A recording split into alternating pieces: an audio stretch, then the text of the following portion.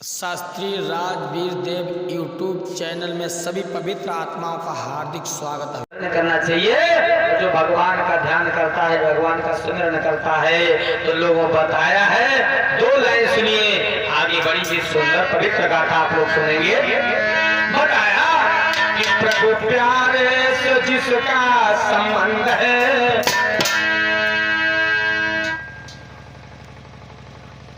बताया ये है कि जो भगवान से प्रेम करता है, जो भगवान का होता है तो भगवान उसका होता है। जो प्रभु का होता है तो प्रभु उसका होता है। आप लोग सोचते हैं कैसे? एक बार देव ऋषि नारद घूमते घूमते एक गांव में पहुंच गए। गांव के लोगों ने देखा, देखते ही कहने लगे, अरे नारद जी आ गए, नारद जी आ गए, नारद जी आ गए। नारद जी को लिया है और मेरे भैया ले जाकर के चौपाल पे बैठा दिया। कौन सी चौपाल पे? गांव के एक मेरे भैया मुखिया। तो मुखिया के कोई संतान नहीं थी।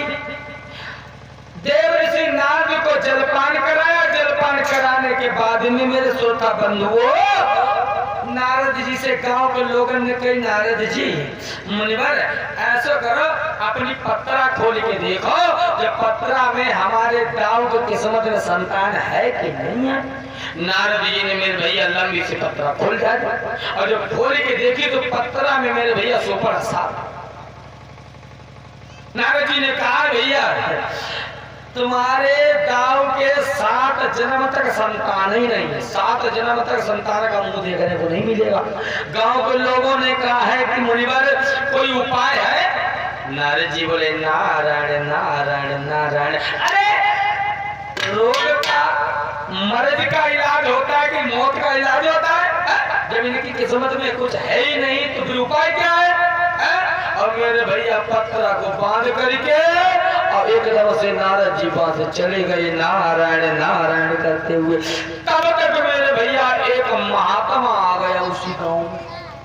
महात्मा को ले जा करके जैसे मुखिया की चौपाल में बिठाया, जलपान कराया। जलपान कराने के बाद में महात्मा से कही, प्रभु संत महाराज हमारे दाऊ की किस्मत में कुछ है कि नहीं है? नारद जी तो अभी पत्रा देख के बताए गए कि इनके 7 जन्म तक मुसरियो ना आए।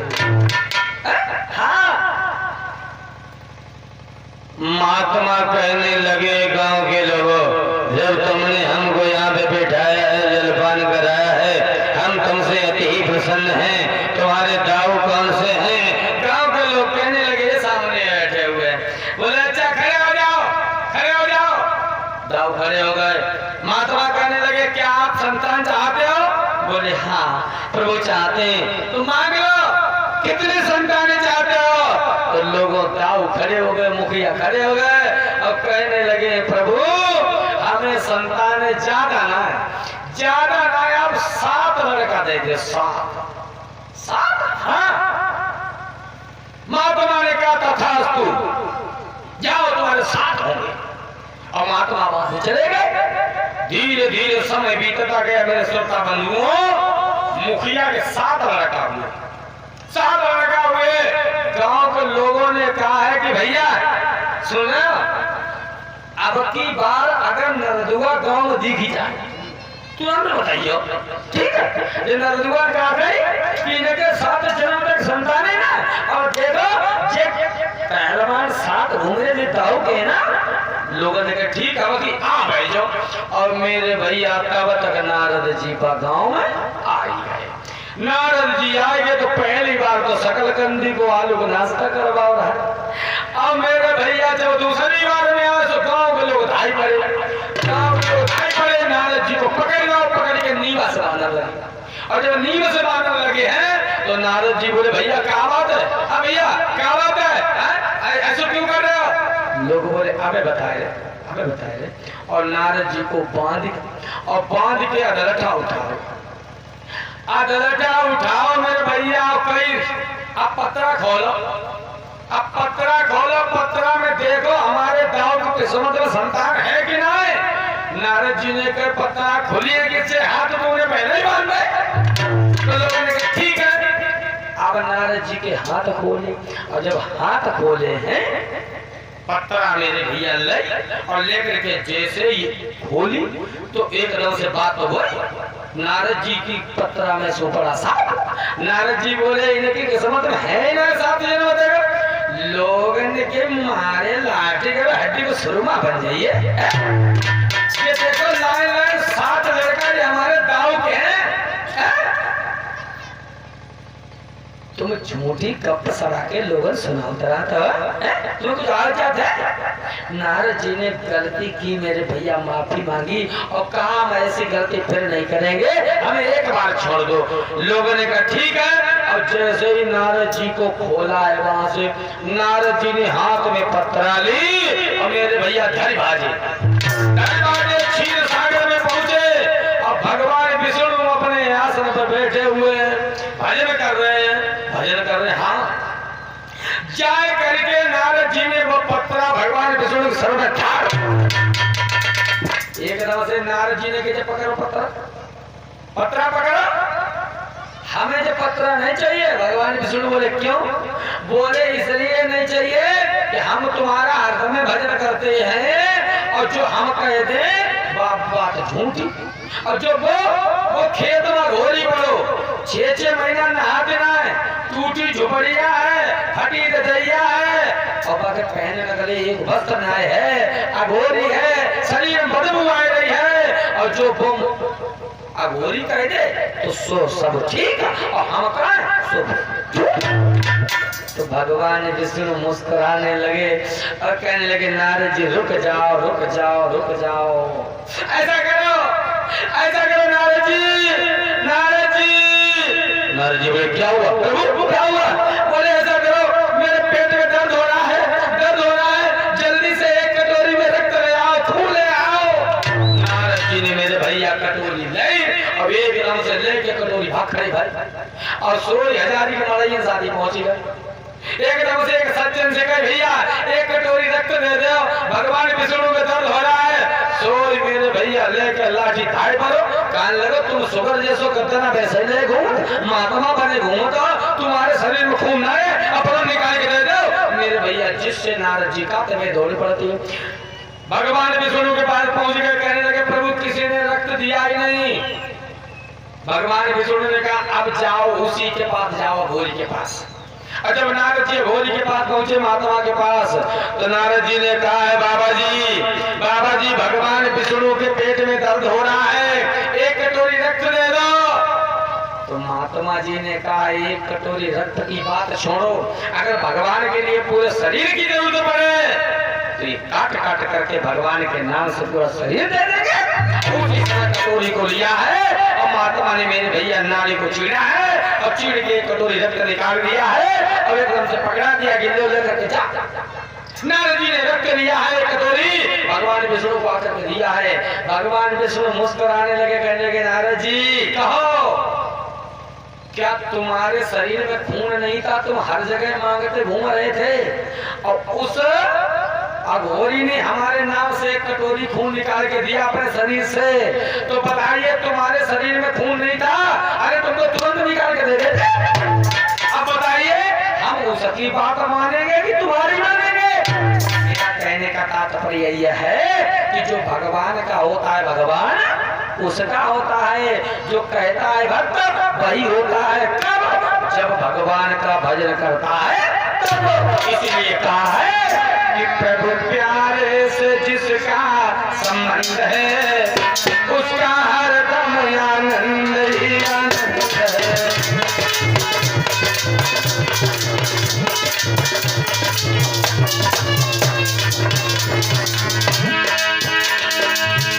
प्रभु प्यारे से जिसका संबंध है उसका हरदम आनंद ही आनंद है।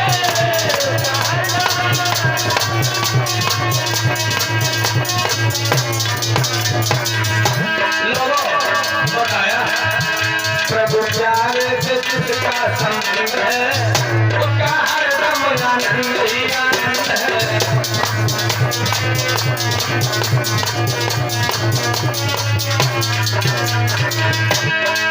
और क्या बताया? उसकी कथनी में कोई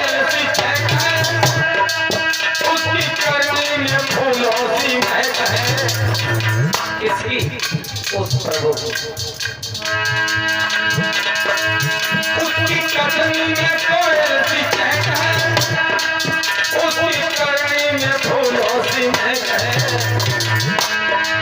प्रेम नरमी ही उसकी सुगंध है, प्रेम नरमी ही उसकी सुगंध है, उसका हर समय आनंद ही आनंद है।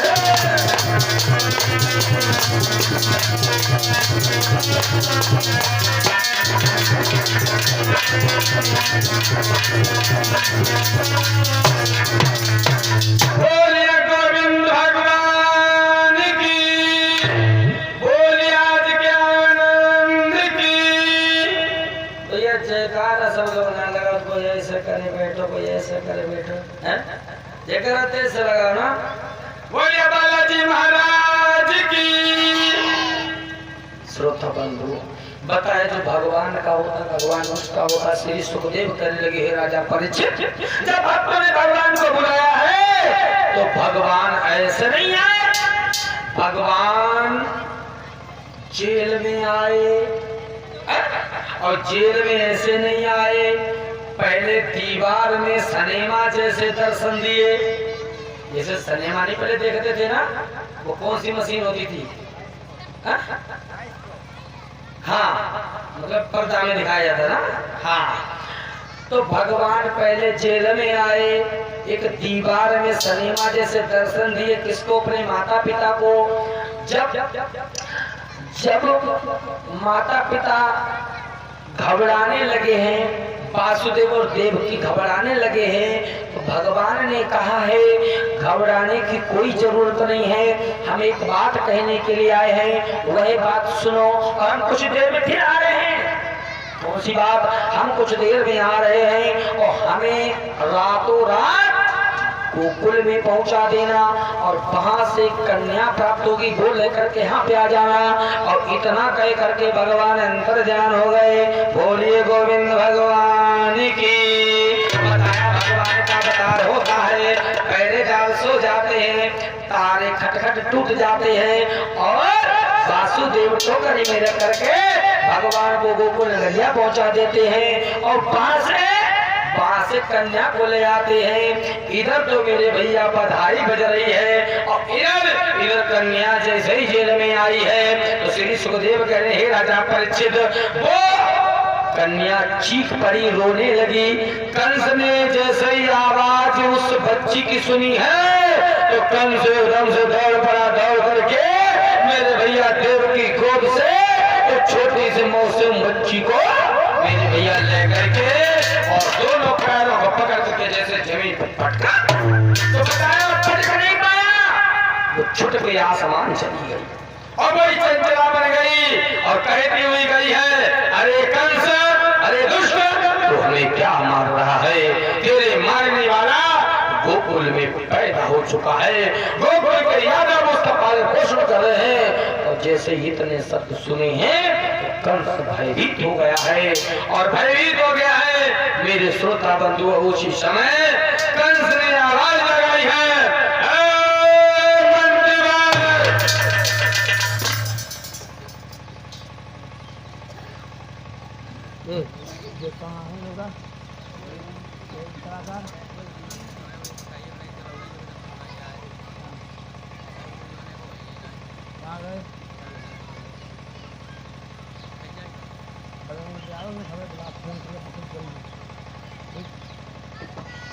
मेरे श्रोता बंधु, मंत्री से कहा है, मंत्री भाई, हमने जैसे जैसे रोग का इलाज किया तो बीमारी बढ़ी आई,